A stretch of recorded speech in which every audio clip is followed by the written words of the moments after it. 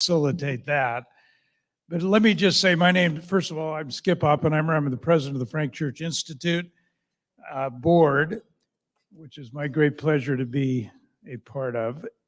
This is, as you know, our 39th annual conference today. So thank you all so much for being here and for being part of this, I think, important event and timely event.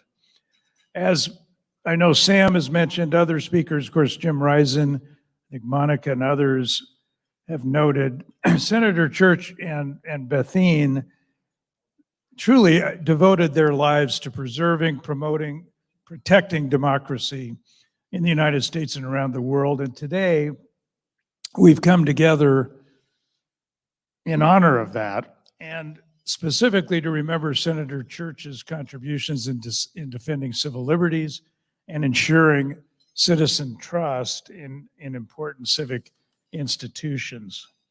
And to that end, it is my great pleasure to introduce our speaker today, Gina Bennett. Gina is our keynote speaker, keynote luncheon speaker. She comes to us today after a long career in the CIA, where she worked as a member of the Senior Analytics Service. She is a seasoned counterterrorism specialist who authored the 1993 important, very critically important report that warned of the growing danger of Osama bin Laden and the extremist movement that he was fomenting and encouraging. You may have seen, she's one of the composite figures. If you saw the movie Zero Dark 30, Jessica Chastain played, and part of that was modeled after Gina and her work. And her work and contributions to the United States are truly impressive. She is known as an expert on national security issues. She's been featured as an expert in media, including on Showtime, HBO, and PBS. Gina is an author of several best-selling books, including National Security Mom, Why Going Soft Will Make America Tough, and National Security Mom 2, America Needs a Timeout. Now retired from the CIA, Gina teaches ethics and intelligence at Georgetown University in the Security Studies program of the Edmund A. Walsh School of Foreign Service.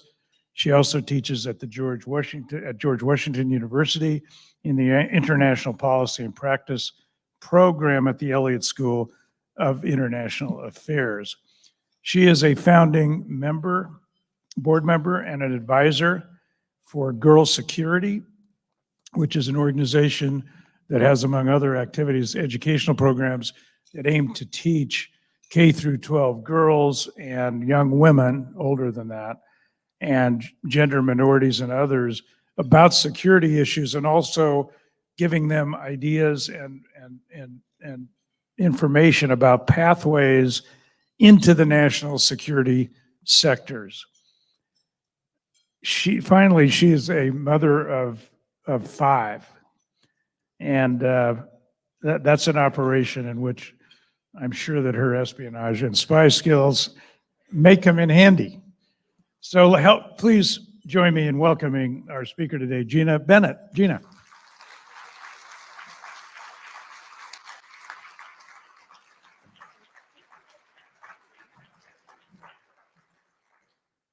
Hello, everyone. Thank you for letting me stand up here. It's all the years that I've had an opportunity to speak, I've always felt like I'm in a confessional when I say I'm Gina Bennett and I'm from the CIA. But now I can say I'm Gina Bennett and I was in the CIA. So it has been wonderful to be retired. I have to tell you, I loved my career. But as someone said earlier today, the retired judge, it does give you a lot more freedom to speak truth to power. And so I'm going to attempt to do that. I'm also your entertainment as you eat. So I am going to involve you. More about that in a minute. But I had hoped to be able to tell some stories as a way of allowing you to decide how much of what I say you want to believe. So I'm obviously with 5 children, I've told my fair share of stories. Okay, that's my dad and me, by the way. Not that that was part of the presentation. I have a few slides just to help us along the way. Okay. So I chose a scrapbook theme, not only because I love memories and memorabilia, but also, as I said, I felt like I had stories to share with you all so that we could have our conversation, and then I'm going to have you share your story too. So I wanted to go with that theme, and that's why you see this scrapbook up here. So I have 4 short stories. The first is the story of my career. I want to offer a little bit more detail about who and who I am and what I did there. And so you may see some of those pictures reflect that. My second story is my life as a parent.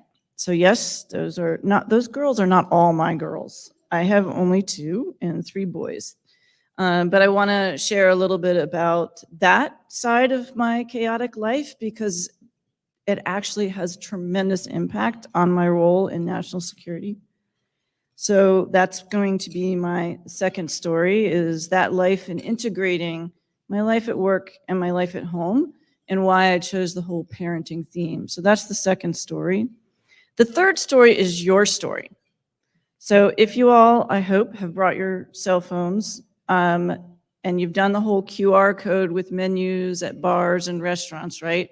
So there's a QR code and you are going to have an opportunity to contribute and write the third story. So maybe by then you'll be on your coffee and your dessert. And then finally, I'm going to wrap up with we all lived happily ever after in a thriving democracy. Because after 34 years in terrorism, I only read or watch stories with a happily ever after ending. It's the only way to escape it. So with that, I am going to start with work, my work story. This is hard to sum up in just a short story, but I'll give it a try. So for 34 years, I was involved in the mission of stopping terrorism, preventing terrorism. And for most of that time, I was what we call a targeter. So a targeter is someone who takes all the information and identifies the bad activity that's happening that we need to disrupt, or geolocates the bad guy that we need to intercept. So I was a hunter, in other words. I think of it in a very basic term of hunting, protecting, defending for the United States of America. So I brought a few things, props, to help with this particular story, and I wanted to share them with you. And I know it'll be difficult for you to see them, so I will explain. This one right here, which I know you cannot see, and I should have given you a picture. This is the official pin of the Counterterrorist Center at the CIA. It is a, like the Ghostbuster symbol, with the circle and the line through it, only it's a symbol of a terrorist inside. And that is what we wore, on a daily basis on our badge as something to remind us that we were all bound there for the same mission. And that is to stop individuals who want to hurt us and others, innocent people who are not involved in government or anything else, bystanders.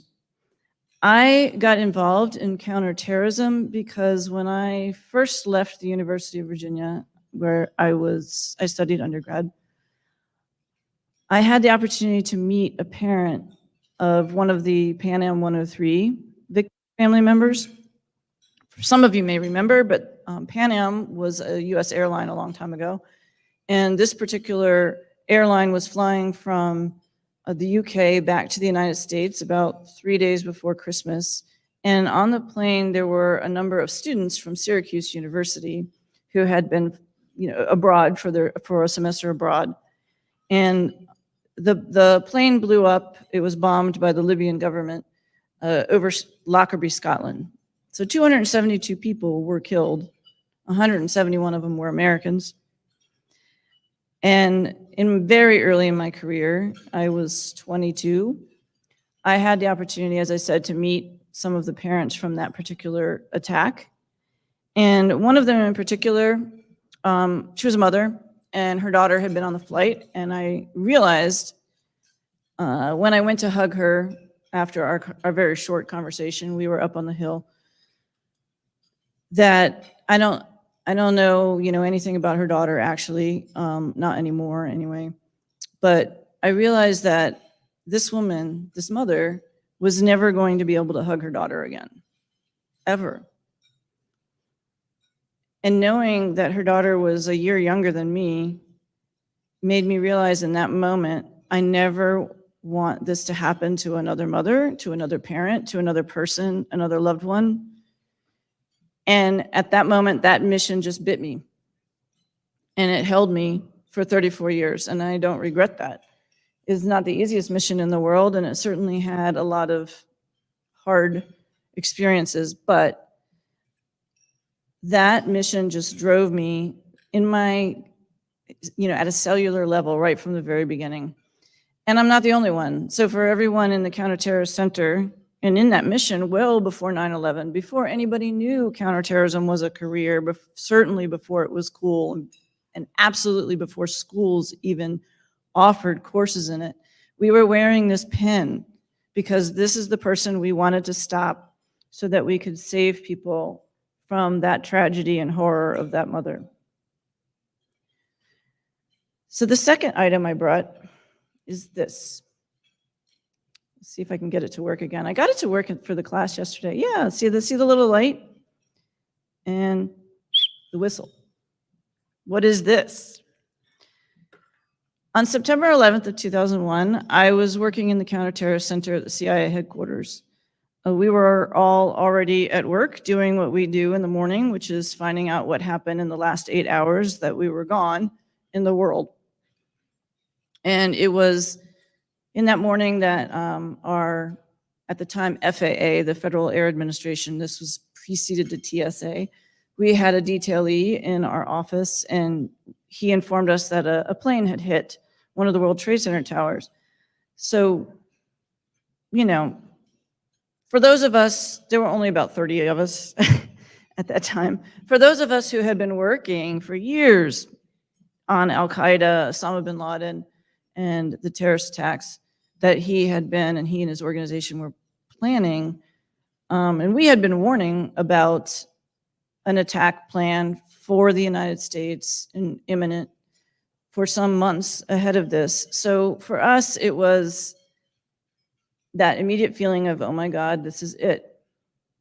But we're all human, so we were hoping to hear that it was a commuter plane that had just gotten in tremendous mechanical trouble, which would have been tragic, of course, but still not what we saw. So unlike the movies, there really were no TV screens everywhere in our little vault, and we had to walk around the corner into an empty office and turn on a TV to find out what was going on. And of course, as we're watching and immediately seeing that the burning hole in the World Trade Center was not caused by a small commuter plane, the other plane hit the other tower. And then there was no question whatsoever what was happening. So a lot of chaos in Washington during this particular period of time. As you know, the Pentagon was struck. I lost a colleague there in that strike. Lost colleagues in the World Trade Center as well. But there were also rumors of other things happening, car bombings and all kinds of stuff. And of course, there was the flight that hadn't hit in Pennsylvania as of yet. But our job at that moment was to go find every possible dot, every possible indicator of what was coming next. There was absolutely no reason for us to believe it was over. So while the rest of America thinks of 9/11 as a day, for those of us in the Counterterrorist Center, it was several years. And I say that because Al-Qaeda had a lot of aspirational plots, and it took us several years to run those to ground and neutralize them. And I mean, I'll be honest with you, I don't know that we're actually done. So we had to keep up that pace for a very long time. But going back to 9/11, on that particular day, I was pregnant. I was almost always pregnant. It became a really sore point in my leadership. In fact, one of the directors once told me that I couldn't have any more children because every time I had a kid, there was a terrorist attack. So I was pretty early on in my pregnancy, so I was hiding it from most people. And sometime in the morning, the CIA headquarters was ordered to be evacuated by Director Tenet. George Tenet was the director at the time. Now, we knew that Al-Qaeda had wanted to bomb the CIA headquarters, so that was no mystery to us. But the place had been evacuated with the exception of the counterterrorist center. And of course, we were in the basement. So, as you can imagine. No, but there was no way we were going to leave, so it didn't really matter whether we were evacuated or not. But on one of my trips to the ladies' room to throw up, morning sickness, I saw a whole bunch of colleagues from other parts of the agency who had been told to go home because they didn't know, think about it too. Their kids are in schools all over the place, being released from school. Everyone is really in a panic in the DC area when this is happening. Instead of going home, they came down to the counterterrorist center to volunteer to help us. And some of these people are the same colleagues who had been very skeptical about our warnings about an attack. Individuals who thought, you guys are really playing up who Osama bin Laden is and nothing's really going to happen. So it was an amazing thing to see. And then I went to the restroom. And while I was in there, I met with my mentor. She was also in the restroom, a more senior analyst than me. In fact, she was the author of the 6 August presidential daily briefing that you may have seen was declassified by George W. Bush.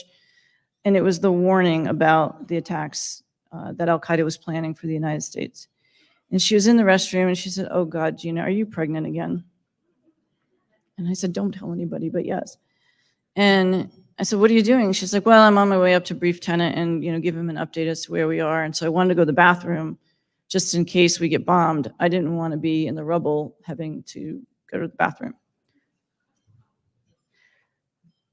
Yeah, that's what we think. We are very unemotional people when we're doing all of this. So this right here, this whistle light, was what we were issued about 2 weeks later.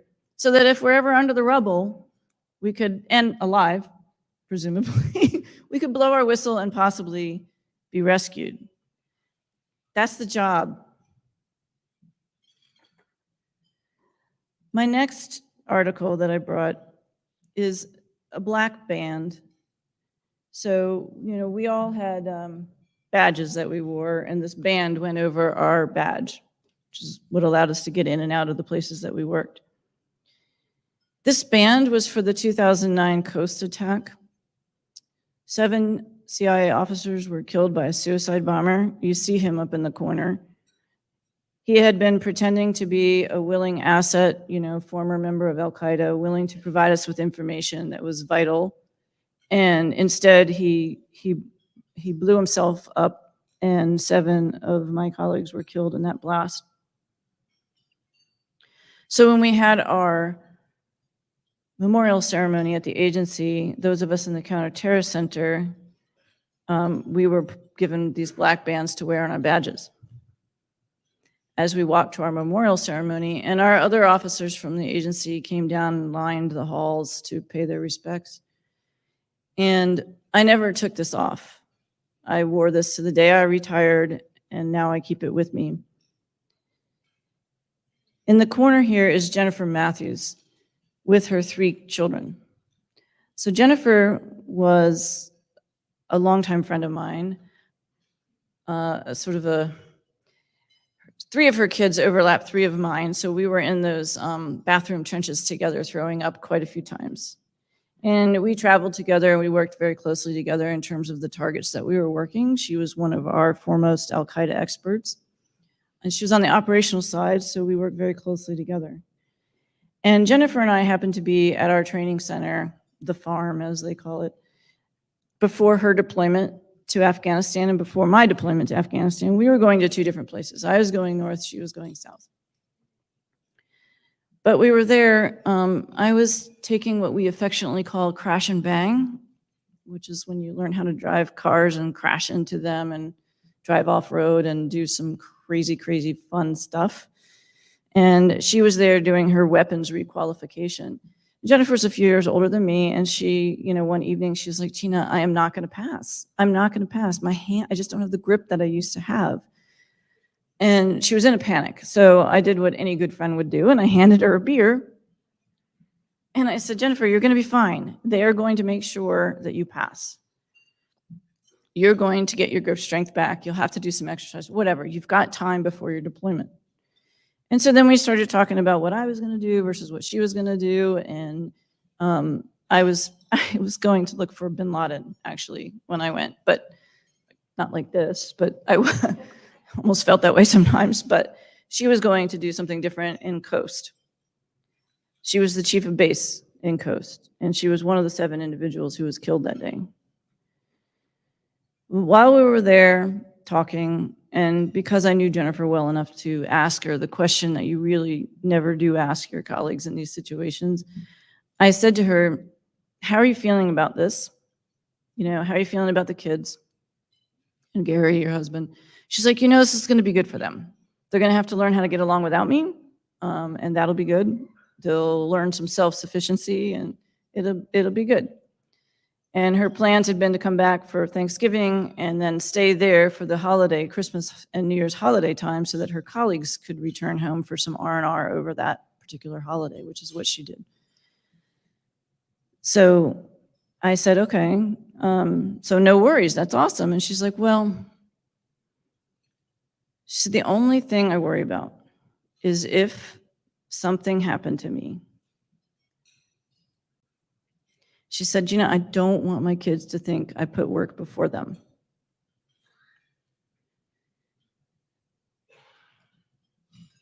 Now, Jennifer was not the only individual who had 3 children whose life was lost in that attack. The other individual was a gentleman, and no one thought twice about his being there. But Jennifer was criticized and critiqued and questioned for her judgment for having abandoned her 3 children and going to this dangerous outpost in Afghanistan. And I just remember sitting there with her. And so the reason I tell this story is because Jennifer went, not because her work was more important, but because her kids were more important. And because she believed what she was doing was in the furtherance of security and safety, not just for her children, but for America's future and, in fact, the globe. She really believed she was there to try to prevent innocent people from being hurt for political reasons. And so I still tell her story because I just don't want that to get lost, because afterwards she was criticized for having been there. As was another young woman who was there, Liz Hansen, whose father even went on to say that as a young woman, she had no business being there. So this was an attack that was very difficult for us at the agency. I went on to Afghanistan to do what I had to do with this in the background. And as I told the students yesterday in Monica Church's class, some of you are here, right? Yeah, hi. There was a point where I was in a helicopter, middle of the night doing the flight thing to where I needed to go next. And I just was thinking about my children for a moment, allowed the thoughts that you're not supposed to have right before you jump out of a helicopter. But I thought about my kids for a moment, and I realized it's not my life that I was worried about. And same thing, I think, for Jennifer. It wasn't her life. It was that you, this individual, are potentially sacrificing your life and all of what you promised your family members and your loved ones would be time with you. So Jennifer's kids are now much, much older, and there are so many things that they did not have their mother for over the years. Her youngest was 6. So when I was up in the helicopter thinking about that, if I were Jennifer, if this were to happen to me, what would I want my children to know? Why did I go? Knowing the dangers, knowing the possibilities, and not giving them a choice in the matter, by the way. I didn't ask them, is it okay if I go? And so I come back to the reason, and it's this. My final prop. This is the Constitution that I was given 35 years ago when I raised my hand and swore an oath to uphold and defend it. It came with me everywhere I went. I must have changed desks well over 100 times, and I've been to so many countries I've lost count. I always brought this with me, so much so that when I retired and walked over the seal of the CIA, as crossed over, as we like to say, and turned in my badge, I kept my mourning band, I kept my pin, I even kept my whistle. But I had all of my colleagues sign my Constitution before I walked out, because this is still the same one. So the reason I want my children, the reason I want them to know is because of this. Because this is what we believe in, and we believe in that oath, and so much more. We believe in, as someone said today, the aspirations of the Constitution. The letter of the law has on occasion not applied to CIA. The letter of the law still doesn't necessarily apply to the agency because we engage in activities that are lying, cheating, stealing, and killing overseas with permissions of the government. But the preamble does. And that is the set of aspirations that I was thinking about and that I continue to think about, because I want my children to know, I wanted my children to know, if ever anything happened to me, and of course Al-Qaeda doesn't really like me, so there's always that lurking out there. I wanted them to know that I believed in we the people in order to form a more perfect union, establish justice, ensure domestic tranquility, provide for the common defense, promote the general welfare, and secure the blessings of liberty to ourselves and our posterity, do ordain and establish this Constitution for the United States of America. And that is, thank you. I didn't write it.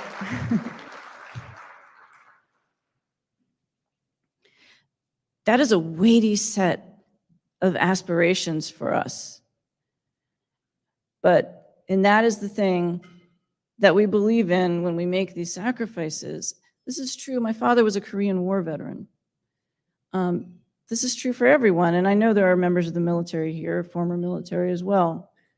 It's true for any of us in public service. But it's also true for every single citizen. Because if we're willing to sacrifice our life, if we're willing to sacrifice the lives that we had promised for our family members and our loved ones, then we expect Americans to be willing to sacrifice discomfort, to be willing to look the other way when someone protests on an idea that you don't like, to be able to not scream back when someone screams at you. It's not a lot to ask, but it is every day. And so it's an everyday sacrifice on the part of 300 million people to protect and defend the Constitution in this manner. So that's my story on my life at work. Thank you.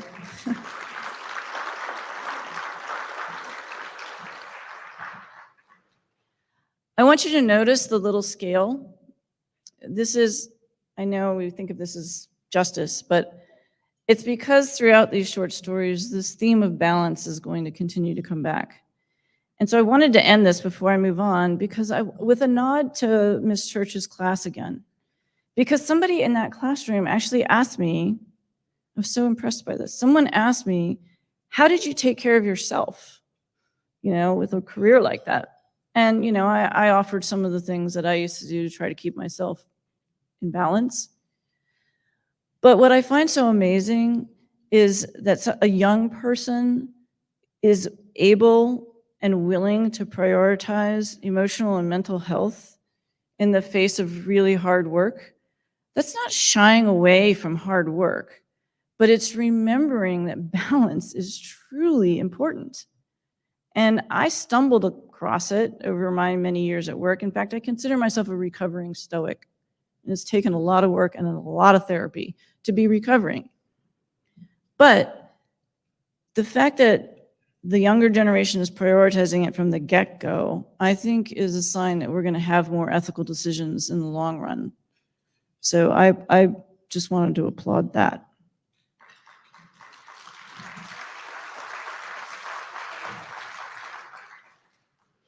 Okay, so here we are.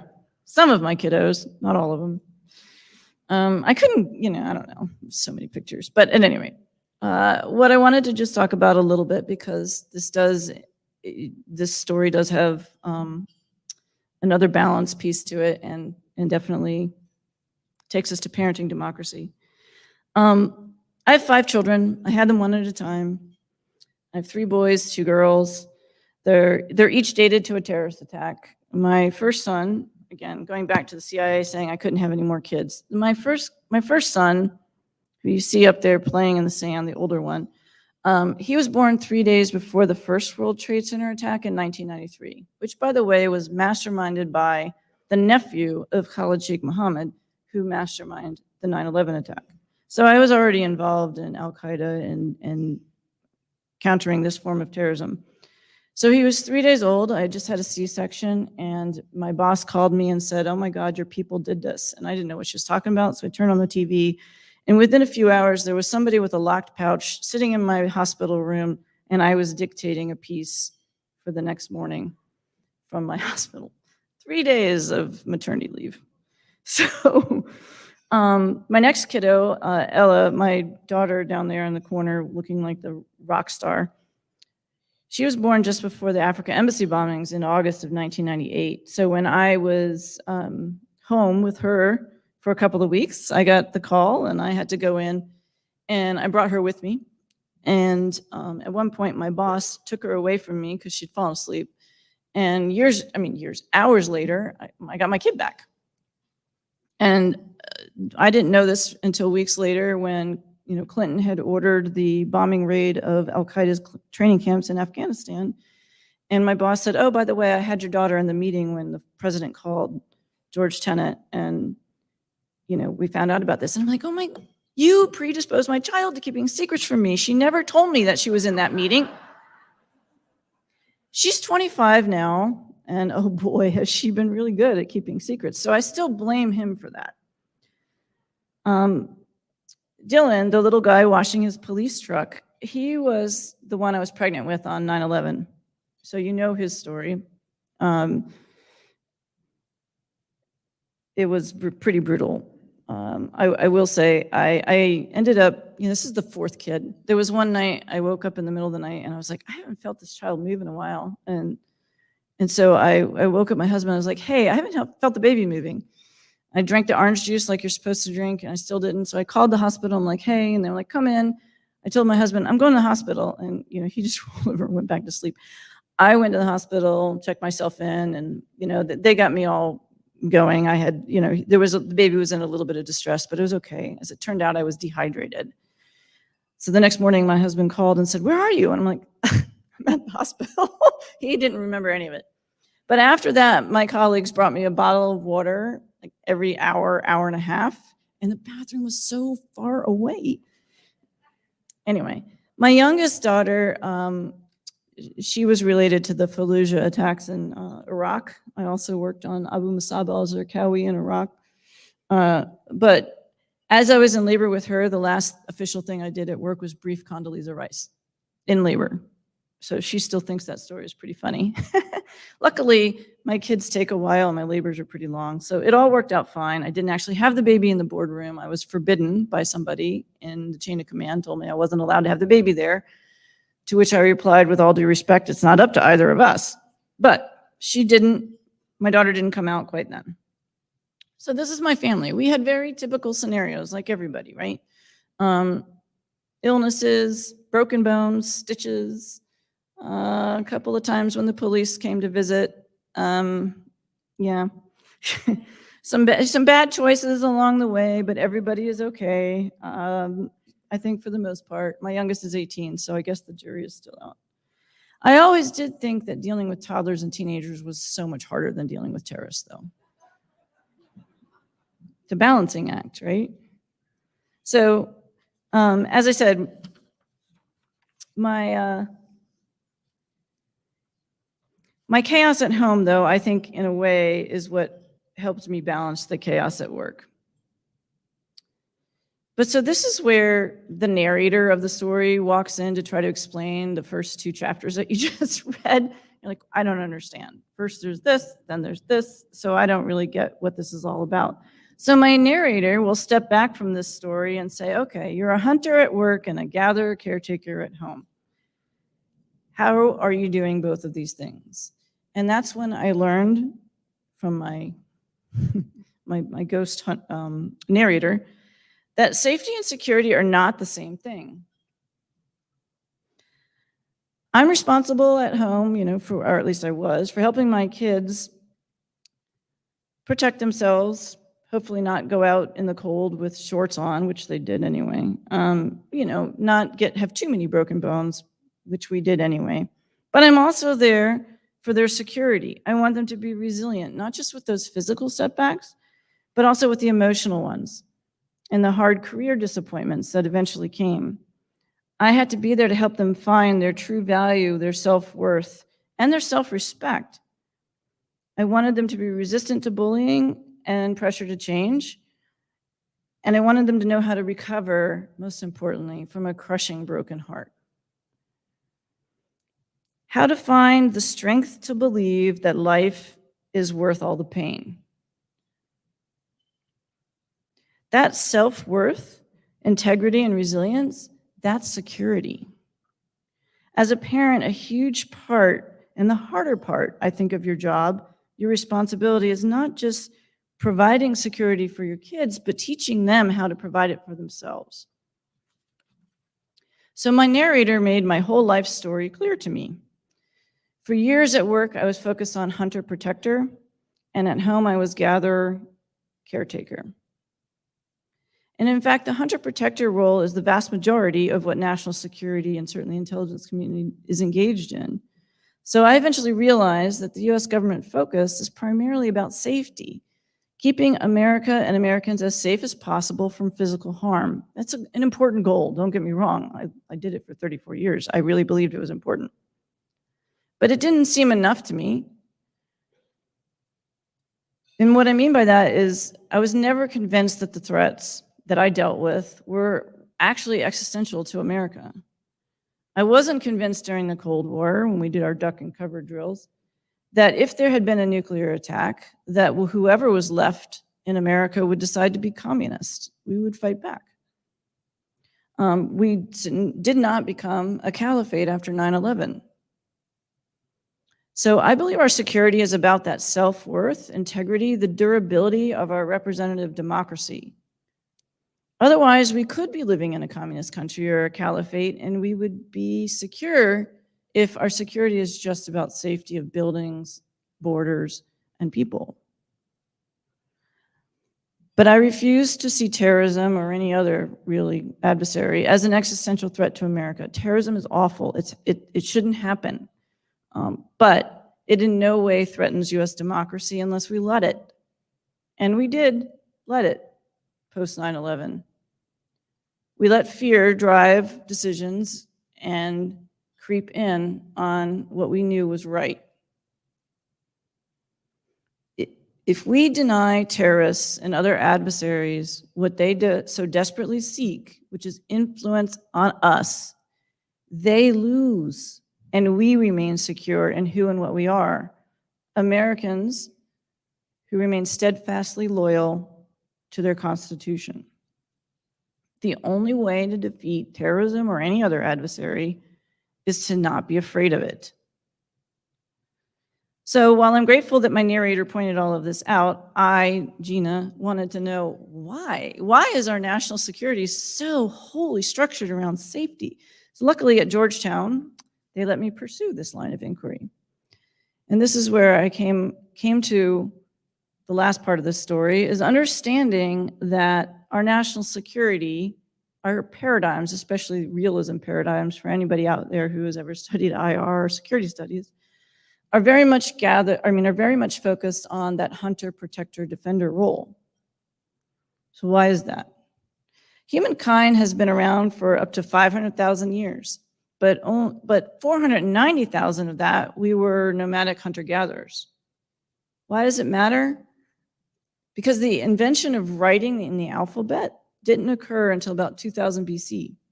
So that means 99.2% of human history of societal interaction is unrecorded in the written history that became the body of knowledge we based law, politics, government, security, medicine, every science on. Being unrecorded or lost in history is not the same thing as being irrelevant. There are lessons to be learned from societal security methods and the social and societal structures from even 500,000 years ago that have implications for today. And that knowledge is being increasingly gathered in other sciences like anthropology and archaeology and neuroscience. It's also important to remember that the 4,000 years of history that we do have, written history, that informs everything, law, security, government, politics, all of it. The original source material for all of that, or almost all of it, was written by men. No, I'm glad they did. I'm glad they recorded everything. But the point is, they recorded basically what they knew, which was where they were and the space that they dominated and the activities they were engaged in.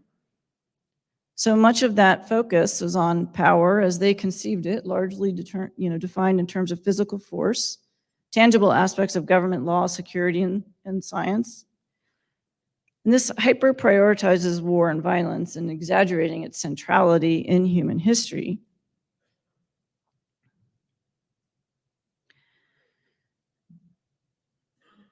And I say this not because, this is not because they were men, but because they were hunter-protector providers. Some women were hunter-protector providers as well. It's the role. The role of the hunter and the defender is to make sure that you aren't hurt. And you're going to get really good at that. So that's what you're going to continue to do as evolution takes its course. So what we have is that what we know now is limited. It really is limited by the lack of leveraging 496,000 years of societal interaction, and because the 4,000 years that we do rely upon doesn't capture the observations, expertise, experiences of the evolution that took place outside the public space where the men and the hunters and the protector defenders were active. It took place in the private spaces of the domicile. The agrarian revolution, the Neolithic revolution, when hunters and gatherers settled down and started farming and creating private property, this all took place some 10,000 years ago. It's not that long ago. But as that came to be the norm, it disrupted what had been the co-evolution of men and women of roles, gather-hunter roles, in a much more transparent society. It was all done, nomadic, it was all done out in the open. Once we created this divide between public and private space, a whole lot of other things happened in terms of how we thought about the importance of what was going on in the private space versus the importance of what was going on in the public space. So this last picture up here is an artifact. It's a fossil. It's not one of my children. And it is actually not one of their art projects, although some of them have looked similar. That right there is an artifact that was found by Israeli archaeologists years ago. And it was thought to be a comb. And so they set it aside for a couple of years and didn't really further explore it. And only last year, in 2022, they looked further into it and found that it actually had inscription on it. As you can probably now see, it's been clarified. That inscription is now the oldest known form of alphabetic writing. So right there on that little comb, about this big, is the oldest known alphabetic writing. And what that inscription says is, "May the tusk of this comb root out the lice of the beard and hair." That is a lice comb, 1700 BC. So, anthropologists all kind of laughed at it. Of course, they stuck it aside because it's a comb, so it couldn't be all that important. Turns out it is important in the sense that it is now the oldest known form of alphabetic writing. I'm sure that'll change, but that statement on there, everybody kind of laughs and chuckles at it. I know as a parent, I certainly have dealt with lice. I don't know how you have 5 kids and not deal with lice. But here's the thing. It's 1700 BC. We don't exactly have a Rite Aid or pharmacy. We don't have the hygiene that we have today. And the Mayo Clinic will tell you, lice create open sores on your body. If left unattended, which we have the medicine to do so, it eventually peels your skin off. You really die from the outside in. A lice infestation will wipe out more people and a society than a saber-toothed tiger, because the tiger is going to get full. The lice will never get full. So it's an existential threat, not just to that family, but to a whole society. It comes in a different form, and you can't use a spear to kill lice any more than you can use a bomb to kill a drought. There are other forms of existential threats that don't show up the way the hunter is looking for it. So what did the gatherer caretaker do? Created the comb, wrote the instructions on the comb. Novel idea, right? Share the solution so anyone with that comb would know how to prevention, a lice infestation. Now that's not funny.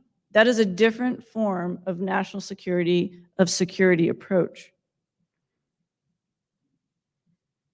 And I think it's important now more than ever because America has a lice infestation. We were talking about it earlier. We've got a lot of tiny bugs carrying diseases around, like political apathy, partisan divisiveness, race, gender, and religious intolerance, hateful discourse, ignorance of history and of the Constitution, and a flood of unethical politicians seeking self-aggrandizement and unchecked power.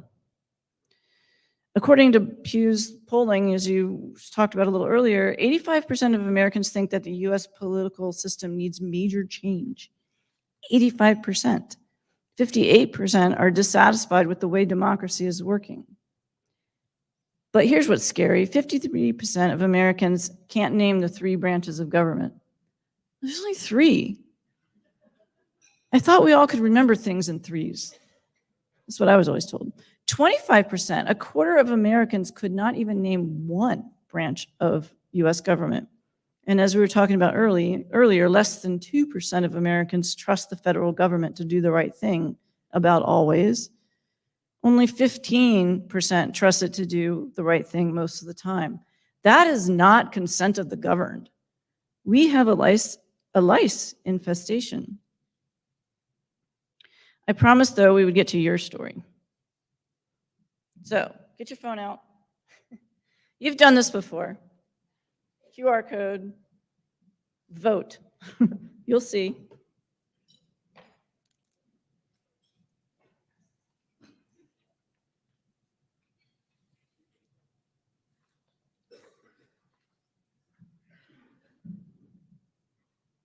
You guys have 2 minutes. We have 2 minutes. I have to wrap this up.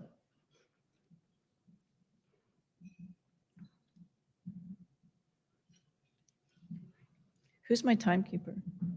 Anybody? see how we're doing.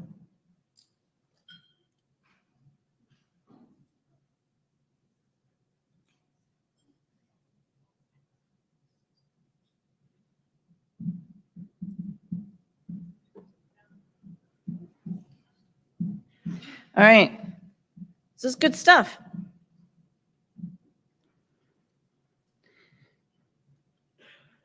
Is there anywhere in there that you see unrelenting power, tyranny, complete control?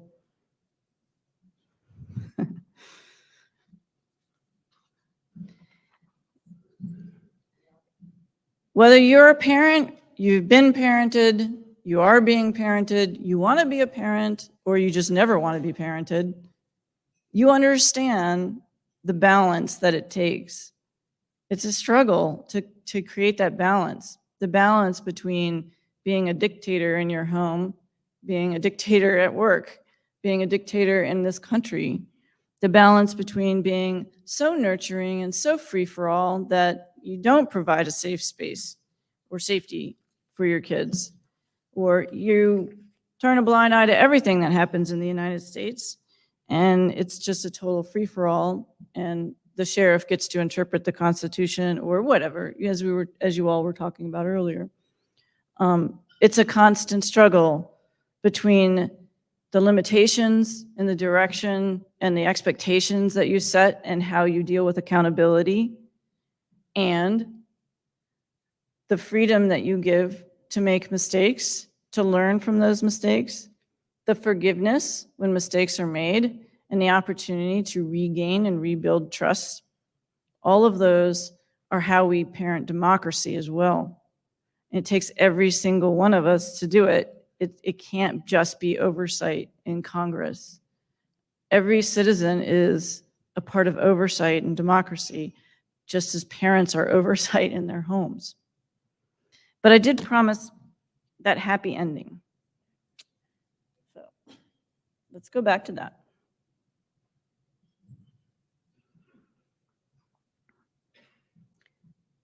The purpose of this investigation is not to prosecute these agencies, nor to prosecute the directors that may have headed them up in the past.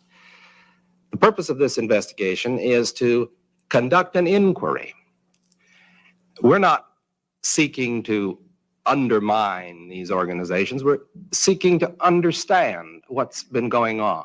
Our ultimate objective is not to wreck them, but if necessary, to reform them.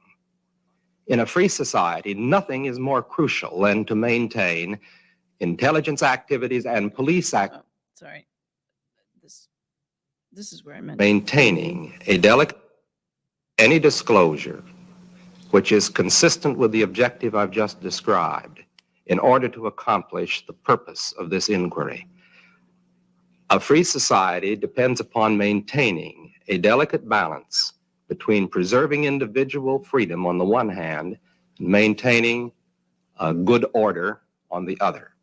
And if that equilibrium ever tips too far in one direction, it results in tyranny. If it tips too far in the other, it results in anarchy. So ours is a very delicate mission to determine how we must maintain that balance, because there is no more important goal than the preservation of freedom in this country.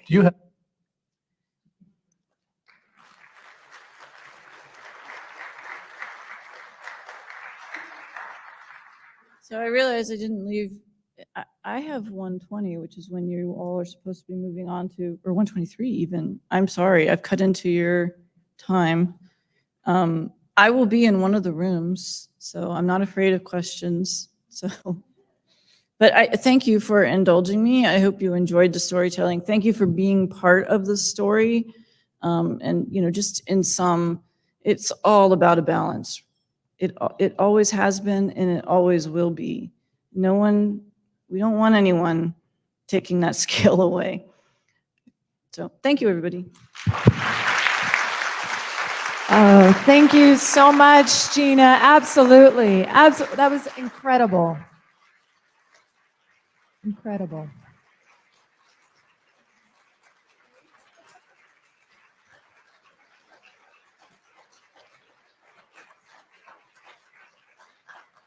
I just want to say a couple of things before we break out, and I do want to recognize I got a little teary when we had the word cloud up there, and I want to say thank you. Both my mom and dad are in the audience, and so that was really special for me. So thank you, Gina, and thank you for teaching my class. I don't know how I'm going to follow that up, but Monday should be interesting. But I really appreciate you being in there, and I know they did too. And can we just give a special thank you to the catering staff and the AV staff who have just done an amazing job today, Boise State Student Union building staff, just incredible.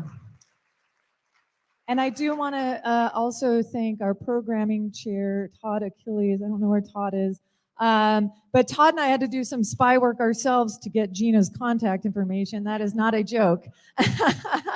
So thank you, Todd, for bringing Gina, and Gina for being so gracious and coming and joining us. So as Gina said, we are going to go back into the Jordan Ballroom and hear from student body president here at Boise State University, Cheon Sheen, who will talk just briefly and then release us to the breakout rooms where all the speakers will be able to take your questions and to talk more candidly about topics relating to trust in the judiciary, the media, and then of course Gina will talk about anything that you ask her, and Jim Risen will as well. So we'll break and go out to Jordan while they clean up this room, and Gina will actually be back in this room in about 15 minutes. So we'll see you back in Jordan. To all the speakers, we've got gifts for you if you'll stop at the table